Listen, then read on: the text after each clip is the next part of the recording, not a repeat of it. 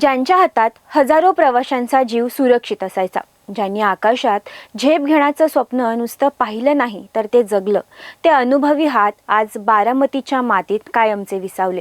अजितदादांच्या विमानाचा अपघात झाला आणि महाराष्ट्राने केवळ एक नेताच नाही तर दोन कर्तबगार वैमानिक आणि एक कर्तव्यदक्ष अटेंडंटही गमावलाय. या विमानाचे मुख्य सारथी होते कॅप्टन सुमित कपूर.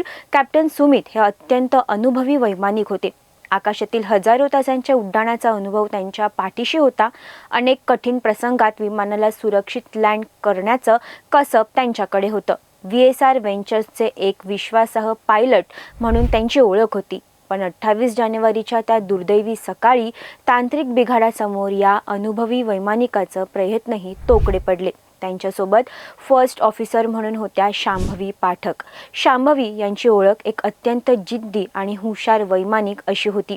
त्यांनी मुंबई विद्यापीठातून एव्हिएशनचं शिक्षण पूर्ण केलं आणि त्यानंतर 2018-19 मध्ये न्यूझीलंडमधील आंतरराष्ट्रीय व्यावसायिक पायलट अकादमीतून विशेष प्रशिक्षण घेतलं होतं. 2022 पासून त्या VSR व्हेंचर्समध्ये कार्यरत होत्या. 9,752 किलो वजनाचं लिअरजेट 45 हे प्रगत विमान हाताळण्याचं कौशल्य त्यांनी आत्मसात केलं होतं.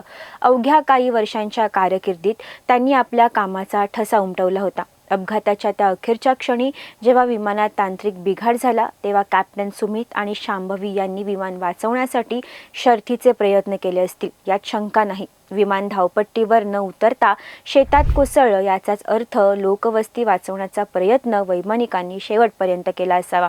या भीषण आगीत कॅप्टन सुमित, शांभवी पाठक आणि फ्लाईट अटेंडंट पिंकी माळी या तिघांनीही कर्तव्यावर असताना आपला जीव गमावला. अजितदादांसोबतच या तरुण आणि अनुभवी वैमानिकांच्या जाण्याने नागरी विमान वाहतूक क्षेत्राचं मोठं नुकसान झालंय. आपल्या कामाप्रती प्रामाणिक असलेल्या या दोन्ही वैमानिकांना आणि पिंकी माळी यांना TOD मराठीकडून भावपूर्ण श्रद्धांजली.